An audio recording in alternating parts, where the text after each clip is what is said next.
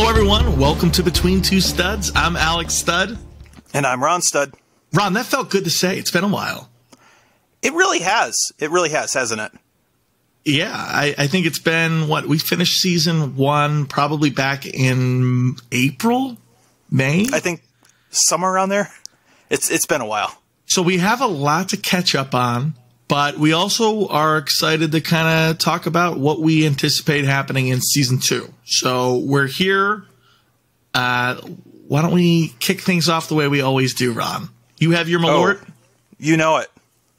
And Good. we've got this video stuff too going, right? Yeah, this is a whole new technology which we will get into. But yeah, you can actually see what we're drinking. Now, I have a special bottle here. If you can see here, it says BAM, which, Ron, I know you've had this. This is barrel-aged Malort. Yep. So it's a little bit different, and yeah, it's a little bit more expensive. I think it has a little bit more polish to it. What are your thoughts? Because you've had it. I like it. It's definitely, like you said, it's got a little bit of. It's hard to describe. A little bit of oakiness. It's got a little bit of. I think it subdues the finish in a nice way. It's not like insanely different than Malort. Like, it's still got like the crazy bitters. It's just kind of. It's like. I don't know. It's almost like, hey, this is my friend's Malort that's been sitting under their cabinet for a good year or two that maybe they didn't feel like drinking much, but it's been like subdued a little bit and it tastes great. But I liked it. I was glad you introduced that to me while we were actually doing your bachelor party, right? Yes, and we'll talk more about that. But for now, cheers, brother. Cheers, Malort.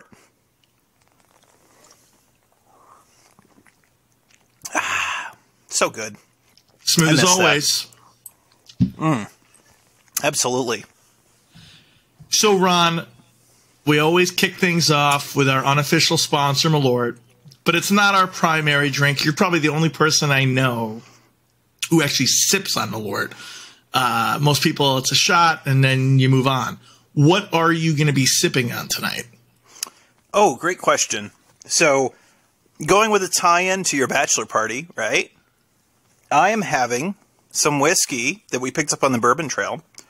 This is Rye Ski, and this is from our dear friends at Glen Mills Creek Distilling. Well, funny, because I'm actually, the shot was out of Glen Creek Distillery as well. So, nice. Had that tie-in. Actually, Ron, I thought about the bachelor party being in bourbon country, which we're going to talk about. And I thought about what I wanted to drink tonight. And I went in a totally different direction, but you'll see why it ties in. Okay. Wiggle, which is a Western Pennsylvania bourbon. Right. And one of the things that we'll talk a little bit about was, not to bore people with history, but the origin of whiskey in the United States really stemmed from Pennsylvania. And it was the Whiskey Rebellion in the 1790s that drove a lot of those distilleries down to Kentucky. And so it's kind of interesting because as I drink this tonight, which is it's a Pennsylvania bourbon, I think this is what bourbon would have been. Bourbon country would have been Pennsylvania, not Kentucky, if it wasn't for the Whiskey Rebellion. So, in a way, I'm paying homage to Kentucky, its predecessor in bourbon making in the United States. Cheers. Cheers, brother. So yeah, like I said, we have a lot to catch up on. We have a lot, so let's just dig right into this, Ron. We got an hour or so to talk about a lot. Really, we do. We do. Well, let's kick it off a little bit where we were getting to the end of last season, right? Yeah. And I remember at the end of last season, there was a lot going on in your life specifically, right? You had the bachelor party, you had the wedding, right? Which that's all during a pandemic too. So let's start off, if you don't mind. Let's kick it off right with Bourbon Country when we went for your bachelor party. Yes. And I know bachelor parties are kind of weird. Like, you don't want to sell all the secrets, right?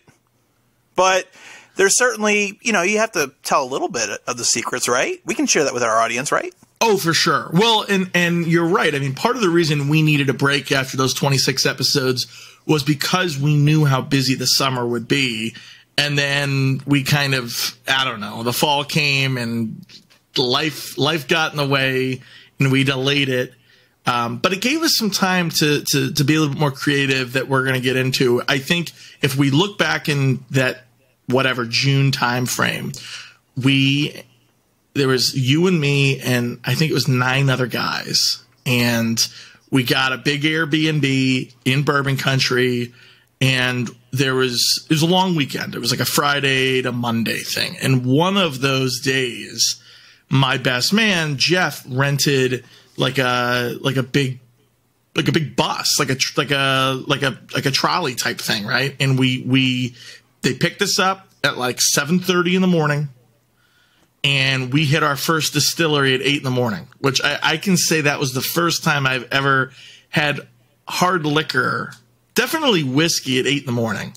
That was and the first one that was Buffalo. No, that was Woodford Reserve. We had Woodford Reserve. That's right. We did Woodford Reserve, and then we did. Give me the order. It's been 6 months.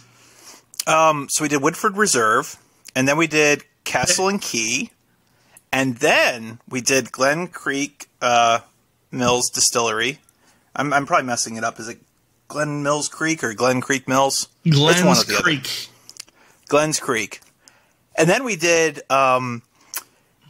what was the other one we did? Oh, Buffalo Trace. And then there was another one that was very small. I forget their name, honestly. But they were cool. It's been 6 months. It was like, wasn't it like three brothers or three? No. Sounds right. Something like that.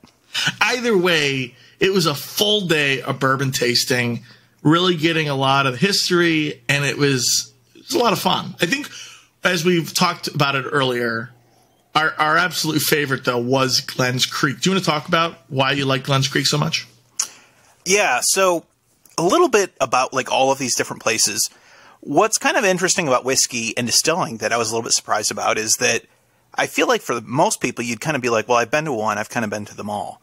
And no, not the case. Bourbon County, they definitely have their own thing going at all of the places we went to.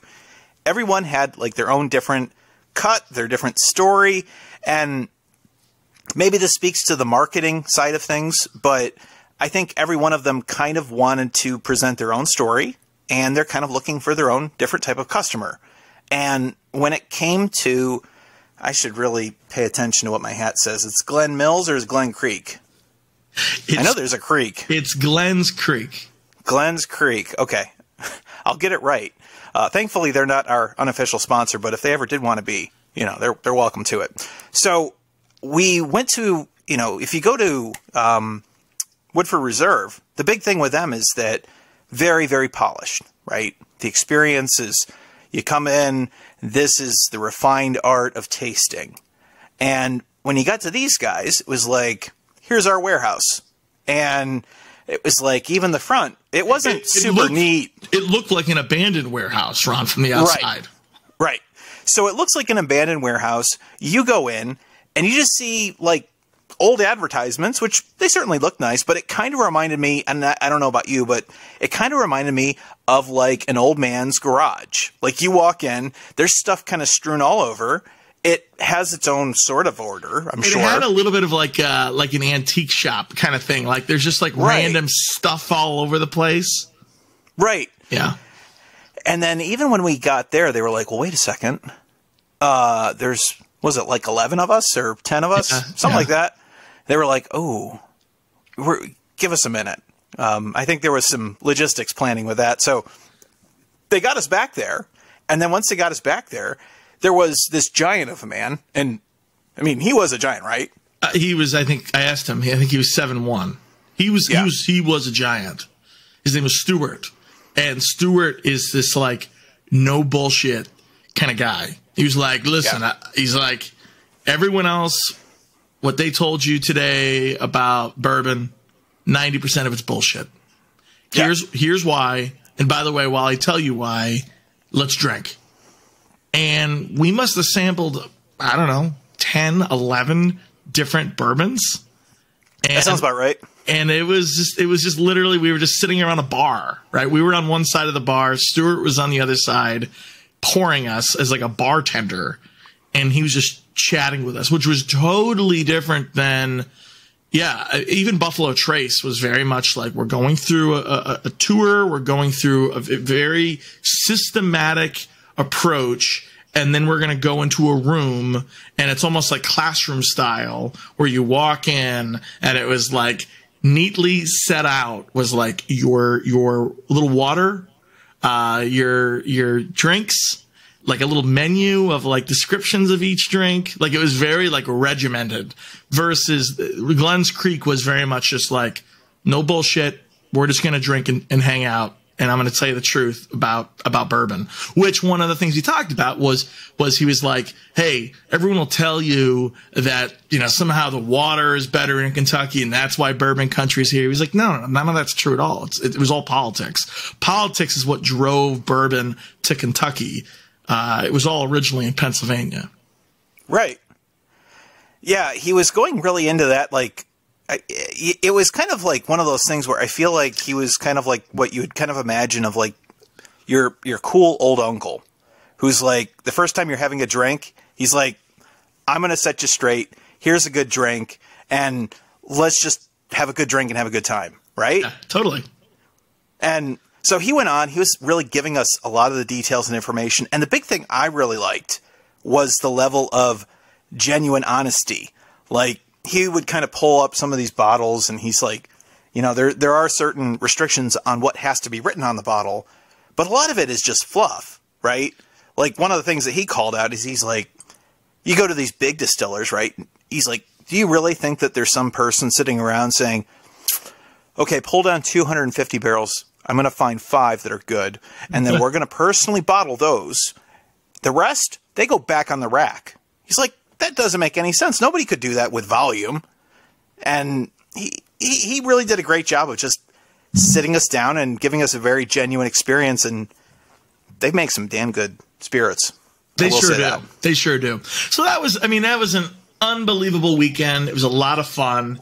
And I think we learned and have a better appreciation for bourbon more than we did beforehand. So it is something I think we both recommend it to even anyone who even just has a remote interest in whiskey. Check it out. I was surprised how physically like beautiful bourbon country was. It was very like rolling hills, like stereotypical like Kentucky bluegrass, like everywhere. I guess I never really thought it was quite. I always thought that was very exaggerated, and no, it's actually really pretty. So yeah. we had a great time. Yeah, I think like between all of the, and well, I guess even like between going from site to site, like you said, very picturesque, absolutely beautiful, and it was like there was enough variety where it wasn't just like, well, that's where the horses are and that's where the fences are because we need to have fences. It was like, no, it was very beautiful. There's like some rolling hills over there and there's a stream cutting through and everything that you'd kind of picture on the bottle. That's what they got. Yeah. Yeah. So it was a great weekend. I am so glad we did it, and we'll have to go back at some point, Ron, and reminisce and try some other distilleries, because that's honestly the hardest part is how do you pick which distilleries to go to? Yeah. And even like, I feel like as many as we saw, which was great, you don't want to rush it. Like you have to kind of take it in. You have to kind of choose. It's like probably wine tasting, right? You can kind of go to like a wine tasting event and just try a bunch of wines, but you need a little bit of time to soak in what exactly each place has to offer, a little bit of their story, and also just appreciate a lot of the history that really is there. Right? For sure. For sure. So that became June. And then, of course, what was the bachelor party for? We had the wedding in July. And so anyone who knows me, there was pictures on Facebook and all that. And that was great. It really was special. All the stereotypical things you hear people say. It really was great. I think for this audience, one of the things that was a lot of fun was my wife, Hannah, and we drove out from Chicago to Pittsburgh. We got married right outside of Pittsburgh. And right before, one of the last stops before we made it to Pittsburgh, before we left Chicago, was we stopped at Binny's, which is like a giant liquor store. And we bought a case of Malort, 12 bottles. And I remember asking for the case, and the woman looked at me like, really? You're getting a case of Malort? And it was funny because the woman up front was like, this is ridiculous. Why are you doing this? The guy who went and got it in the back, he's like rolling it out, right? And he had like a goatee, like a really long goatee, and he looks at me and he's like, yeah, you got it. And Hannah was like, I don't know, Alex, we really need 12 bottles of Malort? I said, honestly, honey, we're probably going to go through a couple and I'll just give away the rest, right? No big deal. Well, I didn't realize that at the wedding, like during the reception, because it was one of those weddings where we provided the booze and then the bartender served it. People at the wedding, Ron, I don't know who started it, but people were getting very creative. People were like mixing it with Red Bull. People were mixing it with grapefruit juice. People it was like all of a sudden people were going through a ton of it. And we only had like 2 or 3 bottles at the end. We went through like 8 or 9 bottles of Malort at a wedding in Pittsburgh where there was like 5 people at the wedding of 160 whatever people that had like that were from Chicago. Right? Everyone else had no ties to Chicago at all, and we were just guzzling it. I think it just speaks to how awesome Malort is, and I want to say I think part of that we have to call out probably was Ruben. Which he's like a Malort evangelist. He's amazing. Yes. But I remember he did say at one point. He could start like a Malort church. Absolutely. Yeah. But I remember he did tell me at one point, he went to the bar and he was like providing some of those like mixes where he's like, oh, well, if you throw in a little of this, you throw in a little of that. And people were like, oh, that's really good. I think that was part of it. I'm not sure if he did all of it, but I know he did part of that. All I know is I've never heard of anyone using Malort as a like in a mixer, but you know what? Amen. People were having a good time, and whatever it was, people were on the dance floor. People were having a good time. So thank you, Malort. Yeah, thank you. Yeah, I want to say a few other things too about the wedding.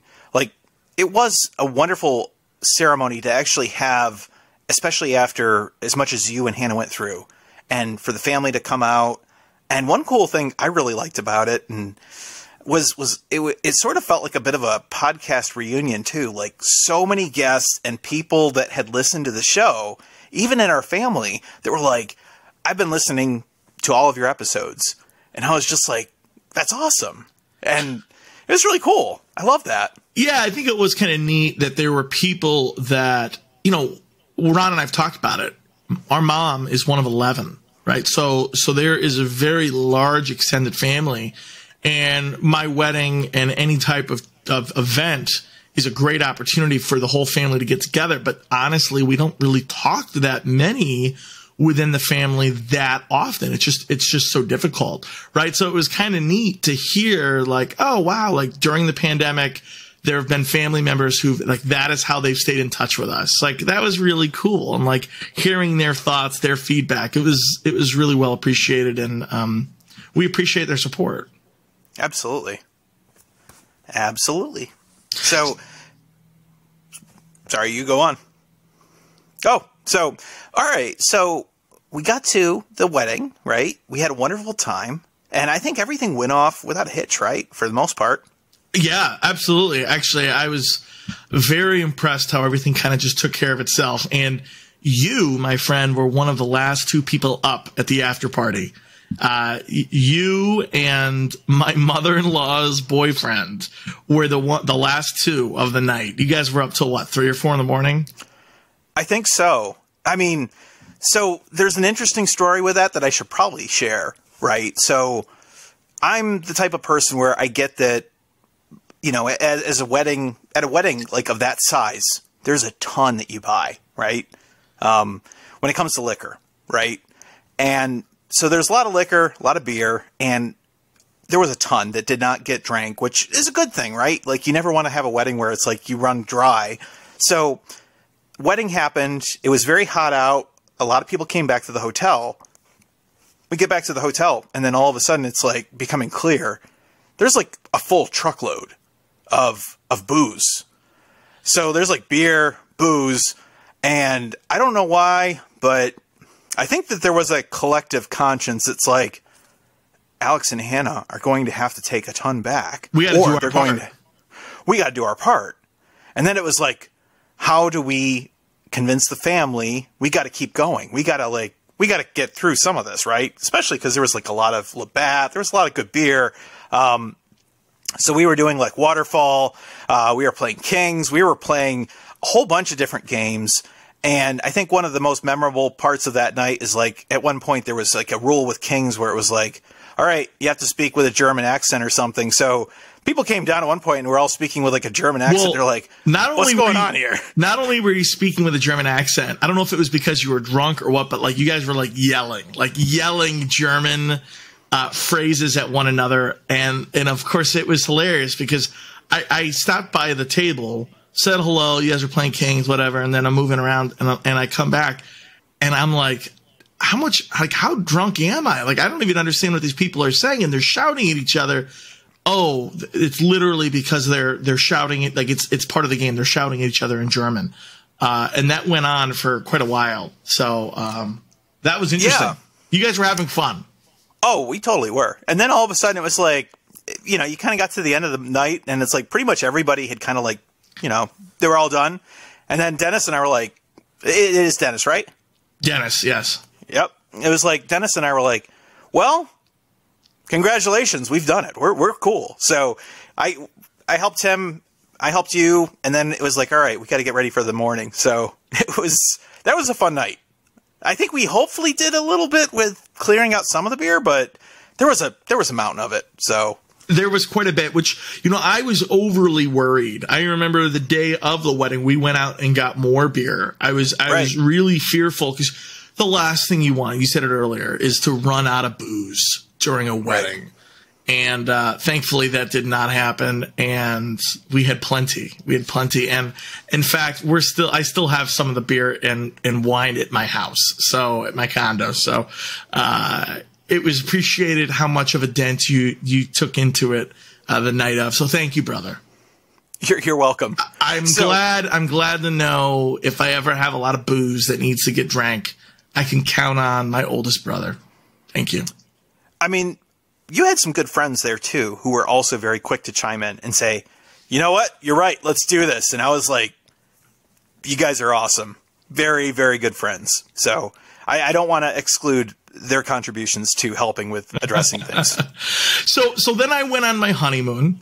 Right. Tell us about that. Well, I was in Hawaii with Hannah for 2 weeks. It was awesome. It was, stereotypical paradise, palm trees, beach, all that good stuff. It really was great. I don't want to dive too much into it because that could be a whole episode in and of itself. But what I do want to get into is, okay, so we get back, right? And I think there were some people who listened to our podcast who would say, okay, well, your episodes, they're going to start in September, right? And they didn't happen. Right. And so I think we owe it to the listeners to explain what have we been doing this whole time. And one of the things that we got into, we kind of nerded out a little bit, where we got Ruben and Cortland, two people who've been on our show.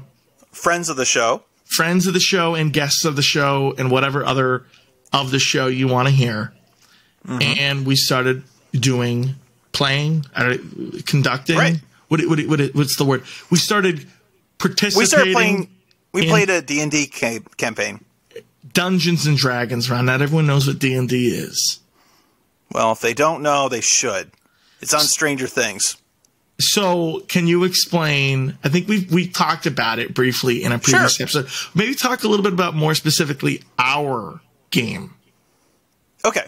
So, and just as I feel like Justin Roiland, he's the guy that did Rick and Morty, right? He actually has a show called, or Dan Harmon, has a show called Harmon Quest. And I'm going to rip his explanation of it But basically what a lot of Dungeons and Dragons is it's a collective storytelling where you play with a number of friends, and one of those friends is basically the god of that universe. So they basically will make the decisions on what happens. They will help guide the story, and there is some random level of just a level of randomness that happens with rolling of dice. So, well, just like there's a god, you can either you can't disobey the god, right? Sure. And in the game, the god is the dungeon master, right? Right. Yeah. And that's Cortland. And if you remember from our episode last year, Cortland was talking to us a little bit about that. So if you want to really nerd out with us on that, go ahead, listen to that episode again. But we got into this campaign, and part of that was all because of that episode. So Cortland had said, Alex, this is what you should do. Ron, this is what you should do. And Cortland joined along in this game along with Ruben, right? So all four of us, we have this wonderful game, and one of the cool tiebacks to our dear favorite spirit of Malort is that we are called Tres Malortes. Right. That is our band of players. Like that's like almost like our guild, so to speak, right? Right. There's the three players, so we're Tres Malortes, and we are on an island saving the world, more or less. Pretty much. So now I will say it's a lot of fun. We have our fair share of Malort every night when we play it, or when we do play it. But it is a commitment, right? We were doing it we're once a week, and it's a 2.5 hour game, right, every week. So all of a sudden it was like, wow, like that takes up a whole night every week. So we're actually taking a break from that. And that'll give us more time to kind of get our creative juices out through the podcast. But that was a big chunk of what we've been focusing on this fall. And it was a lot of fun. It was my first time playing like a formal game, especially a consistent game where we're coming back and it's the same players every week, right? So your character is developing, they're gaining levels, right? So they're gaining new capabilities. In my case, because I'm a wizard, I'm gaining new spells. And you start to have a connection, as ridiculous as this might sound. You have an affinity for these characters, right? Like characters, just like in movies, they die, right? Like sometimes bad things happen to them. And you actually, like, it's tough. You're like, oh my gosh, like Johnny's dead. Like, what do we do about that? You know, like it is kind of interesting. It's like falling in love with a character in the same way that you do in a TV show. Right. And what's cool about it is, just like a TV show, right, there is a lot of planning that goes into the character arcs, where they're going to go, what's going to happen.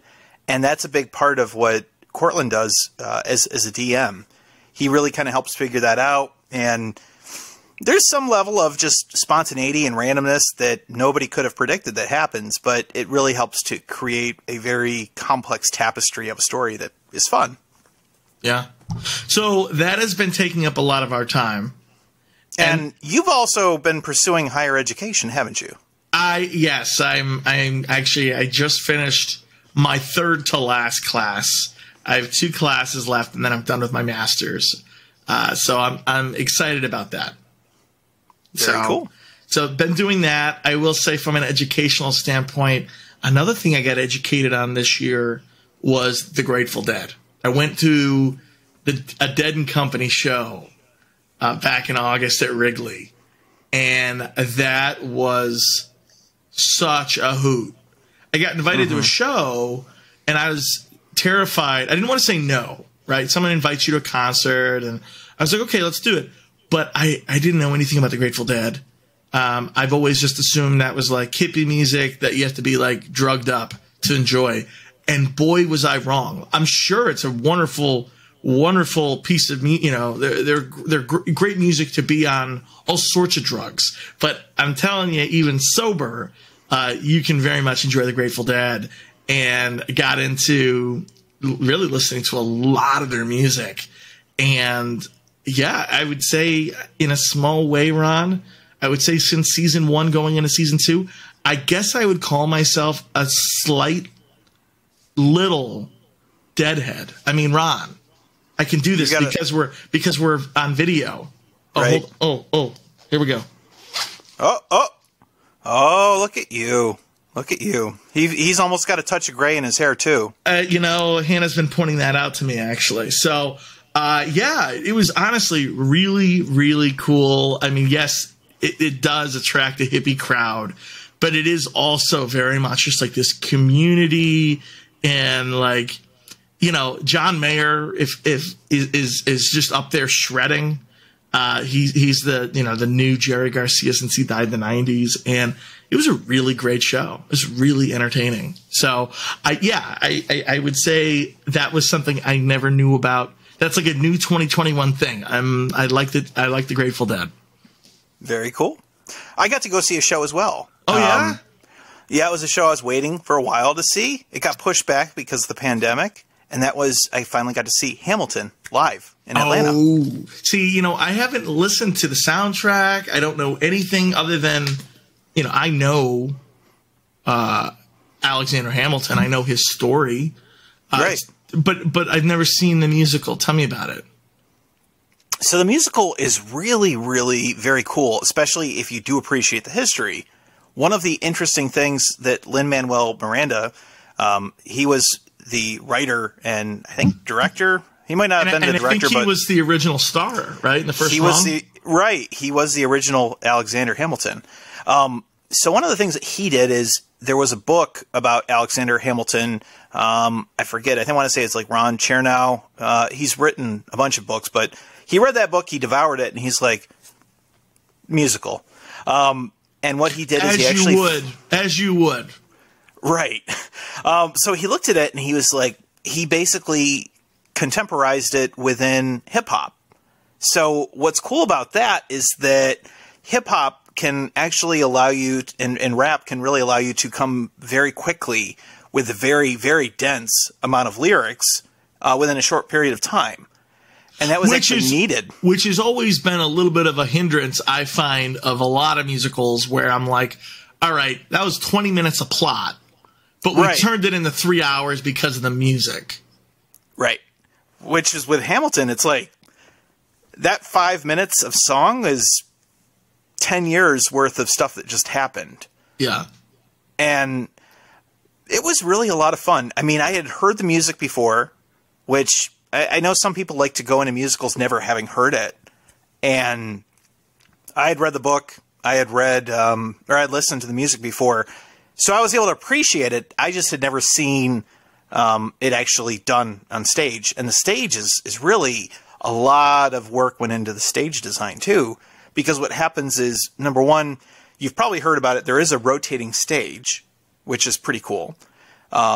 The other part about it too is that all of the background is actually built up as the story goes on, which is supposed to also mirror the development of the United States. So there's a lot of subtext and other things that go into it, but it was really fun, and I was glad we were finally able to see it. It just got pushed back because of the pandemic. So that's really cool. I'm glad you got to see it. Yeah. So listen, here's what I want to do. I want to go to break. Sure. When we come back, I want to really reflect on season 1, kind of, put an end on that. No more season 1 after that. I want to talk about season 2 goals. Kind of give a sneak peek of what listeners should be anticipating, what they should be expecting. And then we'll kind of wrap things up, maybe quickly talk about kind of our holiday plans, and we'll kind of wrap it up from there. Sounds great, Alex. All right, we'll be right back.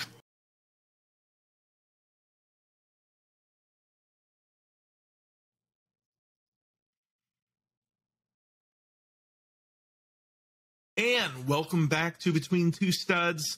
We were just talking about what we've been up to since the break, meaning since season 1. And Ron, let's talk about season 1. Let's kind of reflect on that. That was our experiment. Right. That was literally you and I, as we talked about the origin, driving to the West Coast, realizing, why don't we bring on some people and talk about some interesting topics? And we were kind of just winging it. Right. Literally, our friend Ruben was like, hey, I know some software you can use. And we were like, cool. And I was like, I guess we should promote this. I'll create an Instagram, which I hadn't had an Instagram since like 2013. And you created a website. We were kind of just like winging it, right? And as we go into season 2, I feel like we have a little bit more understanding of kind of who we are, what we're trying to accomplish. But talk to me, like, it's been a few months. What are your thoughts on season 1 as you look back? So I know he did a really good like recap episode as our finale, but I think one of the things that I was really surprised with is just how much a lot of our content resonated with our fans, our audience. I think originally when we kind of came up with the idea of this, it was like, well, I think we'll be successful if we have like 1 or 2 listeners. I don't think we really had any kind of appreciation for the fact that we might actually develop an organic audience, which I think, especially at your wedding, I was really impressed with the amount of people who were like, no, I've listened to multiple episodes. I really liked what you said here. I like this. This was really interesting.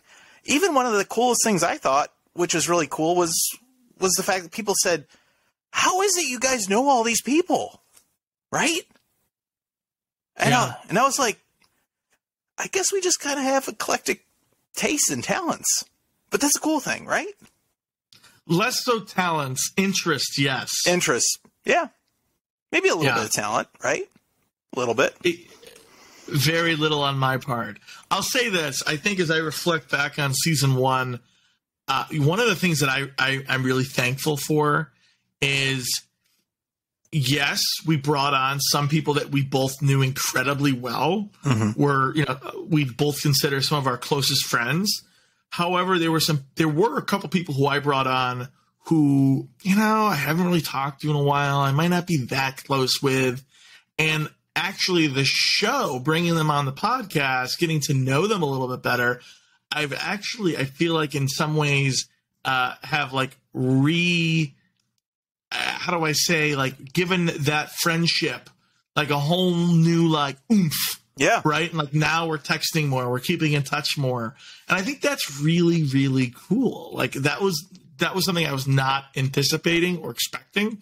And quite frankly, even amongst the friends that I already was very close with, generally speaking, you don't talk to a lot of your closest friends a lot about what they do for a living. Yeah. Kind of like, oh, well, I know he's an accountant or she's whatever.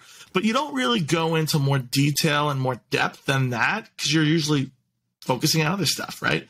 So I thought it was really cool because even amongst closest friends, I really got like a better understanding of what they do and in some cases what makes them tick. So I guess I was really thankful for that. Yeah, I would agree with that because I think the other thing, too, is just even between people's careers, there was a lot of passions that came out in our season that I didn't really know about with a lot of our friends, where we got talking about a lot of different topics that it's kind of weird. It's not something that maybe you would typically talk about. And I think that's one of the great things about this podcast has been you can, even just starting with that basic question of, okay, what's your favorite work of art? We've had some really great conversations that are very, very in-depth that I thought really just kind of expanded upon our friendship and relationship with a lot of people and also just gave us a better appreciation for, I need to go check that out. I haven't seen that or listened to that or whatever, right? Well, and certainly in my own life, I've never asked a friend that question. Yeah. Right. I've never been like, hey, how you doing? It's been, how's work going? Oh, let me ask you a question. Right. What is, the art piece that's, that's just not a question that's normally an organic conversation. So exactly. There were aspects of our friends that we totally like, wow, I didn't even know that was something that you were passionate about. I think there's a lot of examples, even talking about like, I know we've brought him up before, but he did 2 episodes with us, Tim Chubb, where he talked a lot about hip hop. And that's not like something I normally talk to him much about. So it was like, oh, wow, like that's an area that I guess I was surprised by. So I think that's cool. Yeah. But I think overall, I mean, now that we've had a little bit of time to reflect, as we mentioned, we had our break. I think season 1 did a really great job, and I'm really excited to get back season 2. But I think one of the things that we also needed too was because we had so many busy things, and because this is also a bit of a creative endeavor, sometimes you kind of need to recharge the creative juices a little bit. And I think we have a lot of great ideas on what we want to do with this season. So if you want mine, what are some of the thoughts that you have for this next season? Yeah, I mean, I think first and foremost, the most obvious difference is this video platform that we have. And obviously a lot of our listeners are going to keep listening to us on Spotify without video, and that's cool. That's totally fine. But I think this added element of being able to watch a video of us talking is like a whole nother dimension that I think could be really cool. At a minimum, we talked about like little video clips that we can upload to Instagram, right, as a teaser of the episode. But at a maximum, for those who actually wanted to watch the whole episode with video on YouTube or whatever platform, what's cool is there are a lot of cues that we naturally make reference to. And it's hard because when we record, even when we only did audio, Ron and I and whoever the guests are, we all see each other, right? We were always having a video on the side, right? So it's hard because I'm referencing things. I'm showing the bottle of liquor that I have next to me, or I'm showing off the T-shirt that I'm wearing. And of course, the listener is like, I don't know what you're talking about, right? Right. I think that adds a whole nother level. I think there's a lot of opportunity for us to do a lot more promotion, right? Because of those video clips. I think you've previously talked about the website, which I know you created, but I know there was discussion about different avenues that we could really, having like a little blog post for every episode. Like there's a lot of options that we can play around with. Kind of what are your thoughts from at least a technological standpoint? What are your thoughts? Yeah, so one of the things that I know that we can do that I haven't done yet is we could actually, like tonight, even though we're recording this at night, if we wanted to, we could actually have live audience members view the recording. And I know that, wow. Yeah. So we also have the opportunity to stream it if we want to. There's different streaming platforms, so we could do that. I think that we would have to kind of consider how many people would actually be interested, but I'm sure that there's probably at least one or two. I think probably one call out would be our dad. I know he's certainly been interested a few times in like, well, how all does that all go down? So we could do that. And the other thing too that I haven't done yet, but I've been meaning to, it's been on my to-do list, is I want to actually create a Discord server for us, like for Between Two Studs, right? So we could have people on there, really open it up to, hey, we're going to do an episode tonight, but also share a little bit about our own passions and interests. So we definitely talk a lot about Malort, but where do you go to get Malort? Or what are some of the mixer ideas, whatever. And then I think the other thing too is just it gives kind of an opportunity to maybe chat with us, because that might be something that I'm sure there's a lot of questions that have come up. Some of them we maybe received via email, but it's probably a little easier, I think, with Discord nowadays. So, yeah, no, I really like that. So the other thing that I want to do, so we have the technology point, right? Which I didn't know about the streaming angle. I think that's actually an interesting thought that we should really like. Honestly, even if no one attended, we wouldn't tell that, right? Of course, right. We would have hundreds of listeners live, of course. Sure. But even if we didn't, right, there's still the replay value of it, right? It's still being recorded. Really, what's the harm? Right. So I think that's an interesting thought. I do think one of the things I really want to do in season 2 is I think I was guilty of bringing on guests that I already knew relatively well. It was easy for them to say, "Oh, sure, I'll do this for you, Alex. We'll do an episode, and I'll do an episode for you, whatever." I think what'll be cool is bringing on guests that either I don't know at all, right? Maybe they're friends of friends, or maybe they're people who aren't even friends of friends, or maybe people that, I think you and I both know people that like maybe we went to high school with, like we see them on Facebook. You don't really have a relationship with them, to be honest with you, right. But they might have interesting careers. They might have interesting hobbies. And it's like, hey, you know what? Why don't you come on and talk to us about that? And who knows, as I mentioned earlier, sometimes by having someone on, you rekindle a friendship. So I think there's a lot of opportunity there. I also think it would be really interesting if we kind of, I don't want to be a political show. I don't want to be a controversial show. No. But I like the idea of maybe bringing in some slightly controversial interests or slightly controversial careers. I know we had one episode with Dan Hellerman where we talked about where he believes, I shouldn't say he believes, there was a discussion about aliens and ghosts and kind of the supernatural. And I think a lot of people enjoyed talking about that, right? Listening to that conversation. Right. I think maybe there's some value in bringing on some people who, I don't like to use the word conspiracy theorist because it has a negative connotation, but people with some interesting ideas and beliefs and say, let's talk about that, right? Why do you believe that, right? As opposed to just like, you know, shitting on people for having an idea or belief. Maybe like give them an opportunity to say, yeah, let's have a conversation. Right. No, I think you're right, because this first season, I think we were able to bring on a great group of people, and I'm really thankful for all of our guests that came on. But you're right. I think we also need to, part of it too is I think because we've grown in our ability as podcasters, right? I think we have demonstrated we are able to kind of approach things from a right angle, a very professional angle.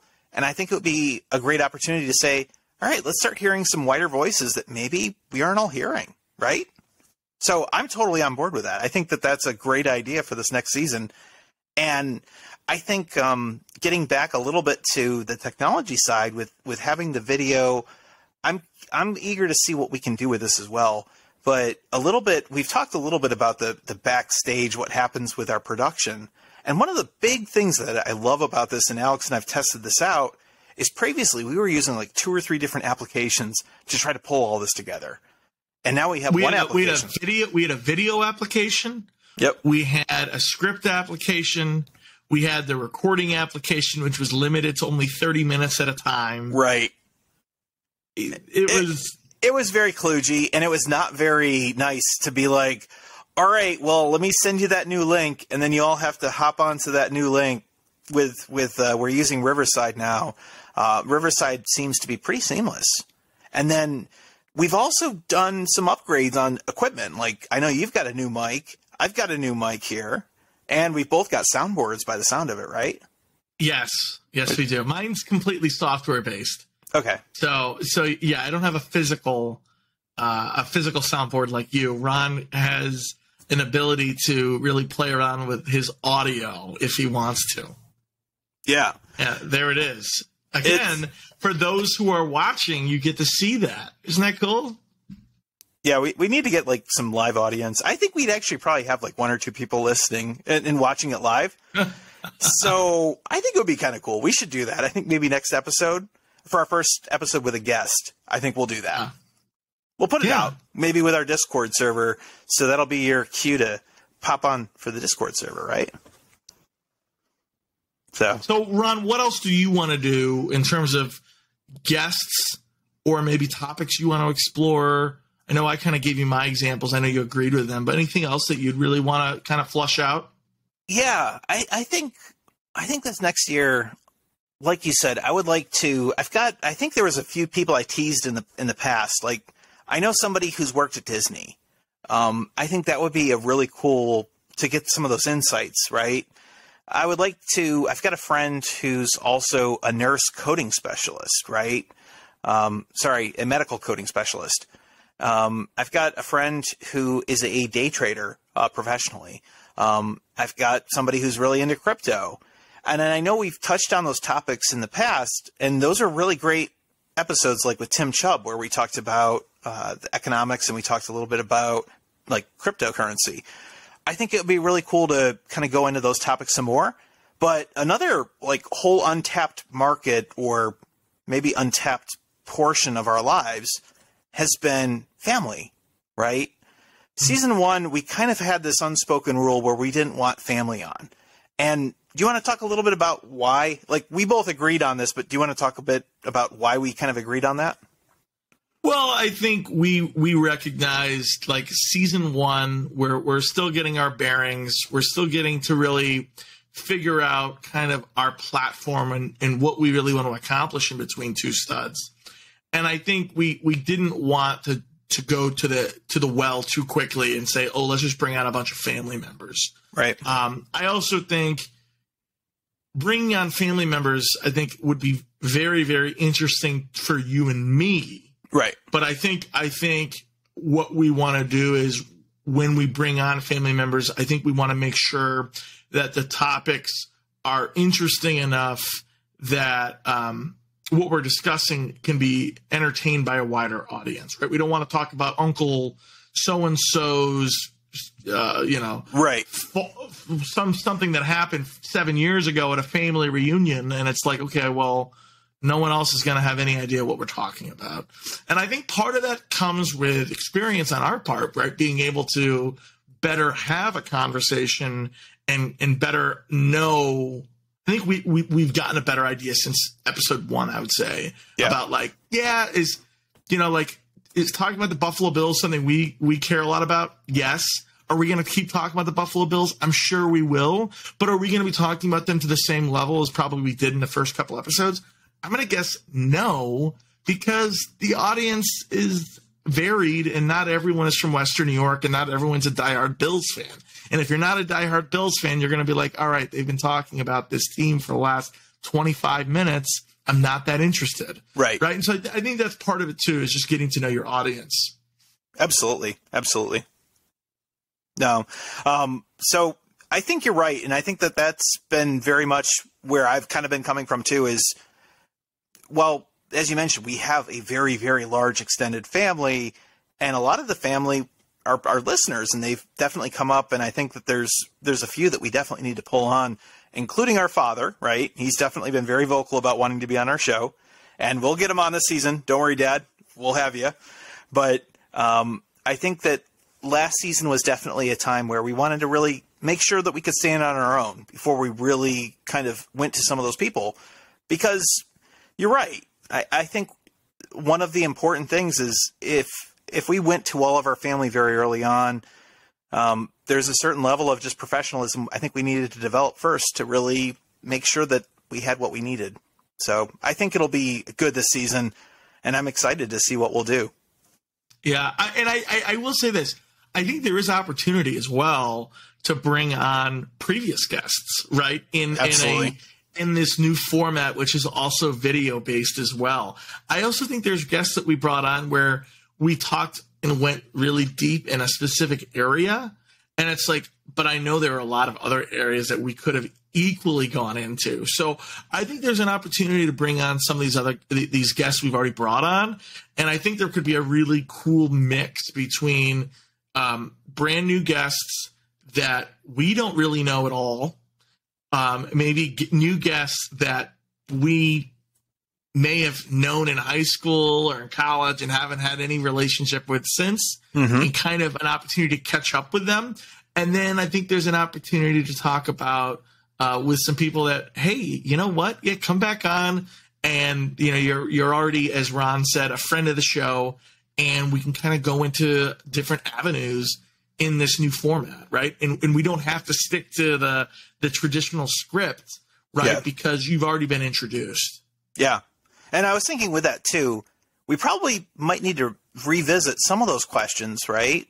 Like, as much as I like the question about art, because I think that was cool, it certainly led to some very good conversations.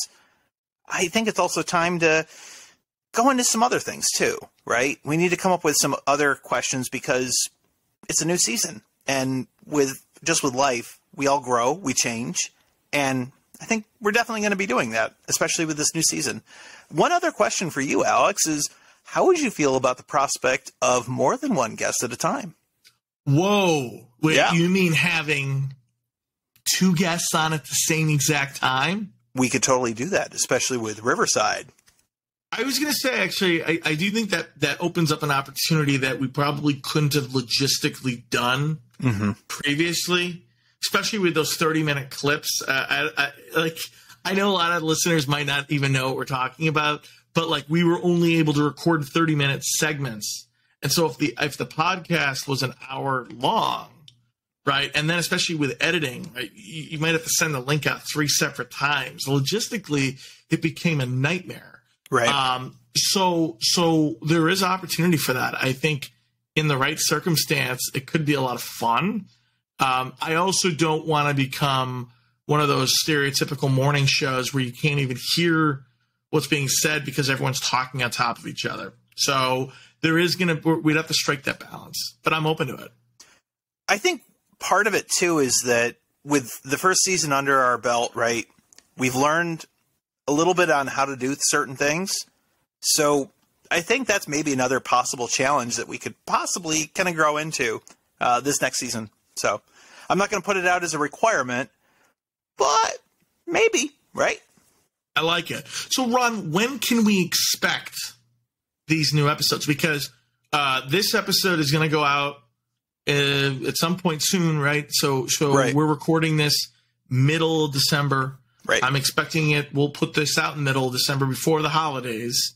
Right. So then holidays are around the corner. When can we expect brand new episodes under this new format with guests? So we're looking specifically next year. So 2022, right? And part of that, we've talked a little bit about... At the beginning of it. Right. January. At the beginning, right in January. And part of that, to be clear, is we've got a new platform this year. As Alex mentioned, there was a lot of logistics and other things that we've been kind of doing on the side. We want to make sure that this is going to work really well. And we've talked about it a little bit during season 1, but part of it, too, is queuing up our guests, queuing up our show, doing the editing, because we like the idea of the weekly, this is what I have to look forward to, I get it, I watch it, and it's awesome, and that's what we want to provide as well. So part of that is we're still trying to figure it out, but I think that we wanted to put this together just as a, hey, we're still alive, we're still here, we care about all of our listeners, and we thank you all for being our listeners, and next year, early on, we're going to kick off with new episodes of Between Two Studs. Yeah, I guess I would consider this like a teaser, right? Of what the new format will look like. We'll get through the holidays, and then we're going to start cranking out brand new episodes with new guests. So really excited about that. Final topic before we close this episode out, Ron. Okay.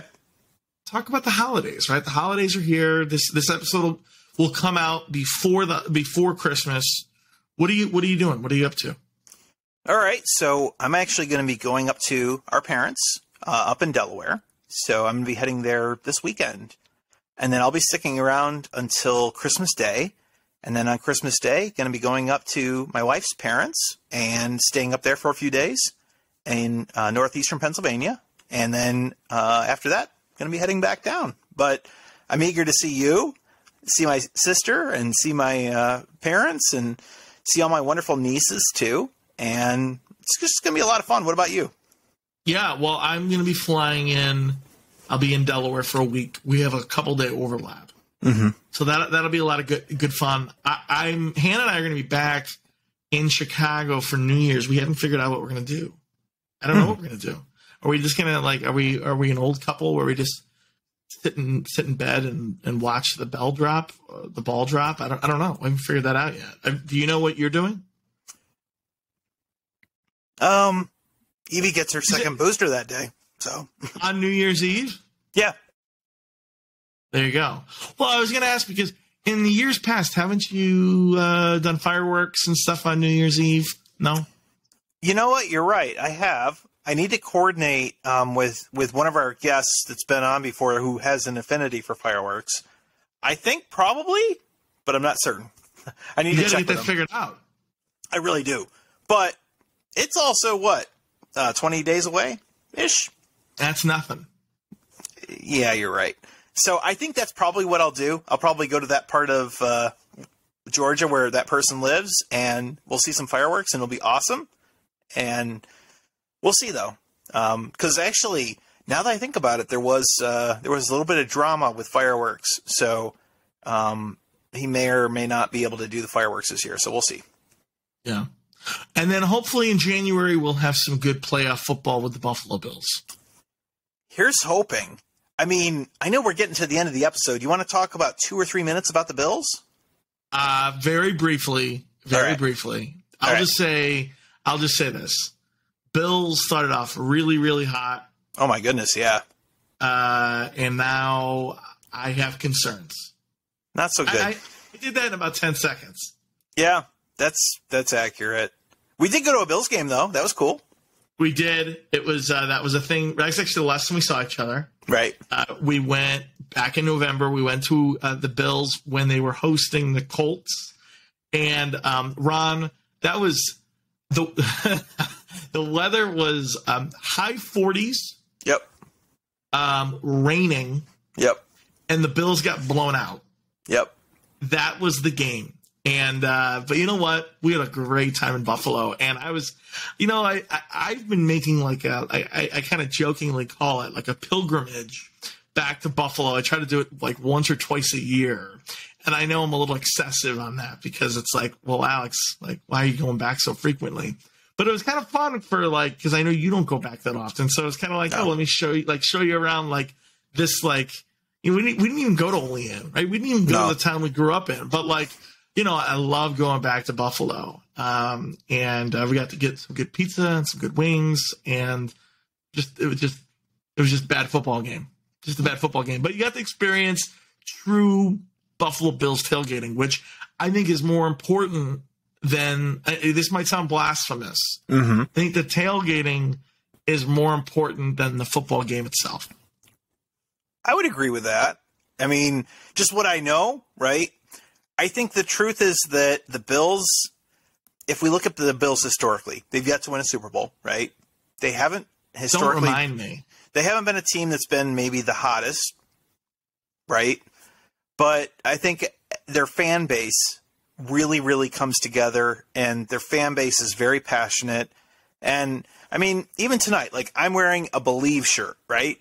And the Bills are not really looking so hot right now. Like, I think if we were talking last season at this point, yeah, they were awesome. Not so much this season, but you know what? I'm still a Bills fan. I love them, and we'll see what they do. But hopefully, you're right. Anything can happen. You're right. There's still many, many games to go. We'll see what they do.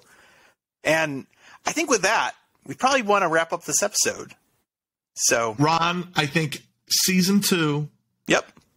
Episode 1 is in the books, and we look forward to. We're gonna do what we did last year. We're gonna do 26 episodes. So listen, strap in, buckle up. It's gonna be good. Buckle up. We're gonna have a lot of fun guests, and we, as always, appreciate feedback and thoughts. So you can always reach out to us, and we look forward to doing many, many more of these soon. And we got one more thing we got to do. To all of our listeners, we want to wish you a happy holidays, right? Happy holidays. Be safe, and you'll hear from us in January.